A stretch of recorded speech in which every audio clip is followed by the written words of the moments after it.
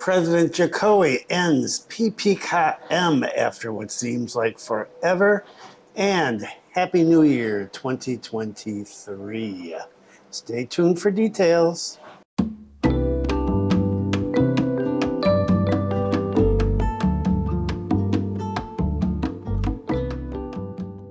Selamat sore. Welcome back to the latest news from Bali and Indonesia.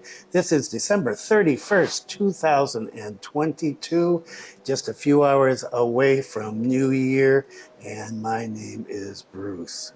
What's the weather like today? Wow, terrible. It is cloudy and windy. The wind has been blowing, blowing here like mad, and it's blowing all over the island. There are trees down everywhere, blocking roads and damaging buildings. Rain. This is not a good time of the year. If you were coming to Bali, and I was reading a social media account by a guy who said he hated Ahmed because he went there and it rained all week, and it didn't rain anywhere else in Bali during that time. Wrong. And hey, do your research before you come here. This is the rainy season, bud. The current temperature in Singaraja is 28.8 degrees Celsius, and the humidity is 79%. Wind speed is 29.4 kilometers per hour. And I'm back. Well, was going longer than I expected. Just after I did the last video, got a call from the hospital. They said, we've moved your surgery up. Come tomorrow morning at 7 o'clock. And so I did, and I had my second surgery. It is successful. It's going to have to be controlled for 4 more weeks, so I can't get glasses, so still can't really read. But wow, if I take these off, the world is in living color. It is amazing. And about BPJS, Indonesian National Health Service, I know a lot of people like to trash healthcare here in Indonesia and Bali, but I have had nothing but good results during this last series of operations, the 2 operations. BPJS has worked very easily, not a huge amount of paperwork. Got to pick my own hospital, got the doctor I wanted. And so what can I say? I'm pleased. I'm really, really pleased. I'll be glad when this is over, though. So I have been offline because the first surgery, I got right back on the computer and was doing stuff, and my eye just kept watering and watering for almost a month.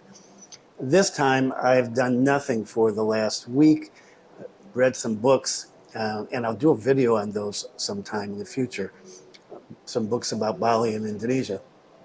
And so I'm not having any problems with the eye. And so just waiting to get the month control over so that I can get glasses and I can start reading small print again. Okay, let's get started. Government will reinstate PPKM if COVID-19 cases rise. So President Jokowi officially revoked the imposition of community activity restrictions, PPKM, starting on Friday. That was yesterday. And the policy can still be reinstated if cases suddenly shoot up. The president officially revoked PPKM because he asserted that the COVID-19 indicators for the country were below World Health Organization standards. And with this revocation, Pak Jokowi ensures that there are no more restrictions on mobility. It has been emphasized by the government that the COVID-19 task force at the central and regional levels will not be disbanded. They are going to continue monitoring their respective areas, and if something urgent happens, they'll be able to act quickly. What urgent thing? Well, if you've been following the news, you know what's going on in China. The government continues to request that people use masks in crowded and indoor spaces. Pak Tito, the Minister of Home Affairs, said that just because PPKM has been revoked does not mean that COVID is over. He said there are several health protocols that we need to continue to encourage, especially the use of masks in closed places such as public transportation.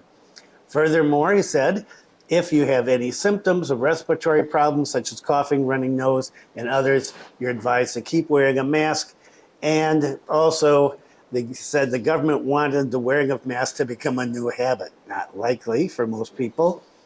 Like in developed countries, Japan, for example, he said, if a member of the public has symptoms of respiratory problems, they consciously wear a mask.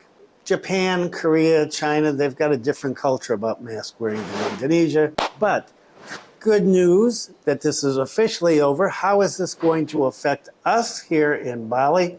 Not a whole lot, because people have been acting like the pandemic is over for a long time now. The only places I've been asked to wear a mask at the hospital when I go to the hospital, and I expect that will continue to be so, and at Clandy's, the supermarket here. And I don't know how that's going to work. Next time I go to Clandy's, I will find out, and I'll make a comment in a future video. My guess is that you'll be required to wear a mask in government offices, but that's just a guess. I don't know. So good news that we moved on, and the president was talking about doing this, but he was talking about waiting for a report that was going to come out in the end of January.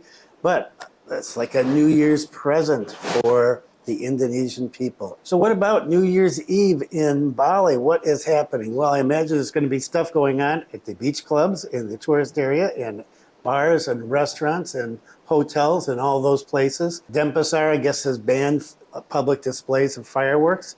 And I saw a news article that there's going to be some public fireworks in Lovina, but I don't know what I did with it. And what about here in Singaraja, Buleleng? New Year's celebration 2023. Residents asked not to light fireworks. So we are not going to have fireworks display over here at the harbor. And if you've been over to visit, you know that's where I hang out when people come to visit, over at the harbor. It used to be pre-pandemic, every New Year's Eve, big fireworks display there. Government said, we don't have a budget for it this year. We hadn't planned on it, and so no displays, no public displays of fireworks here. And they've asked residents not to light fireworks and not to drink liquor so that there is no commotion. This appeal was issued by the head of the Buleleng police. And it was sent out to sub-district head, village heads, chiefs of traditional villages, and clan banjars. The head of public relations of Buleleng police said that the circular was indeed put out, and according to him, this is only an appeal to the public so that they don't drink liquor and use fireworks on New Year's Eve. This is because it has the potential to disrupt public order. Now, listen to this next sentence. It is only an appeal, not a prohibition. We have conveyed this to community leaders in Buleleng. The consideration is to make it comfortable to celebrate the turn of the new year. What if there are residents who insist on setting off fireworks, he was asked? He did not clearly answer. According to him, residents must prioritize shared comfort. And so just as I was reading this article a little while ago, my granddaughter and grandson come upstairs. They got loads of fireworks, right, that they went and bought with their parents in downtown Singaraja. You saw the image that started this segment, right? They were in looking at that store, checking on fireworks sales, and I know that store. And so Zoe said, there are lots and lots of people buying fireworks, Grandpa. It's okay. I said, the government said you really shouldn't do that. Oh, no, it's okay. And there are even a lot of tourists there buying it. Well, in Zoe's world, if tourists are buying it, it must be okay. So, this is, the government says, don't do this or do this, and people will do what they want to do, as they always do here. So I imagine tonight, if it does not rain, that there are going to be fireworks all around here, and I will see if I can film some, if I'm still awake at that time. I don't know if I will be.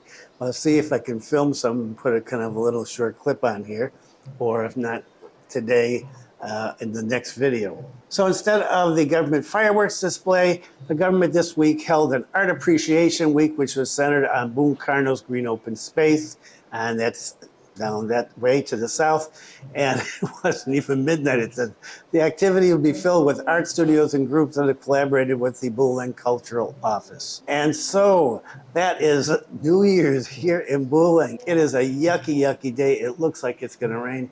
I really hope that people don't shoot off a lot of fireworks because it is really windy. I could see it hitting some of these houses, and Whoa. So that's my report on the new year. And what do we have to look forward to in Bali for the new year? Chinese tourists. Finally, Chinese tourists can go to Bali. BTB asked for a booster vaccine of 7,000 doses for tourism workers. Chairman of the Bali Tourism Board, BTB, Aido Bagus Agung Partha Adnyana, revealed that his party requested booster vaccines from the governor for all of the tourism workers. Why does he request this? Because Chinese citizens will be able to leave the country and travel internationally, according to this article, on Friday, January 8th, 2023. So just over a week away. And from what I've seen on other sources, there are a lot of Chinese citizens getting new passports, getting ready to go. Chinese want to travel. According to Pak Bagus, he said there's no other way to deal with the Chinese tourists than by providing a second booster for tourism workers to maintain safety and health. And apparently the governor has 7,000 doses of vaccine ready to give to tourism workers. Pak Agung said he doesn't know how many people are going to come, but he knows that people will be flying from Beijing on Singapore Airlines. And so we'll see what's going to happen. He cautioned everybody involved to be careful because in China, COVID cases are on the rise. He said, don't suddenly want to open the faucet. So I think that SQ is definitely strict on screening Singapore Airlines. I think the term SQ is good compared to the others. Strict for inspection, meaning people are really boosted according to the rules, and then they can come to Indonesia. According to a quote from Compass.com, Chinese citizens rushed to book trips abroad after Beijing announced it would reopen borders. And so we could be seeing more of those massive tour buses that come through in the southern areas. Fortunately, they don't really come up here. And well, on the one hand, I know people are going to complain. They've been complaining about traffic. Now, when we had nobody here, people were complaining about that. Now the roads are just machet. They're just jam-packed, full, slow, and people are whining about that. You can't get away from the whiners. We didn't have anybody, let's whine about it. We got a lot of people, let's whine about it. Business is looking good in some places, not in every place, but in some places. So that's a reason to be happy for the new year. And some more on tourism, and who's better to talk about tourism than Minister Sandiaga Uno.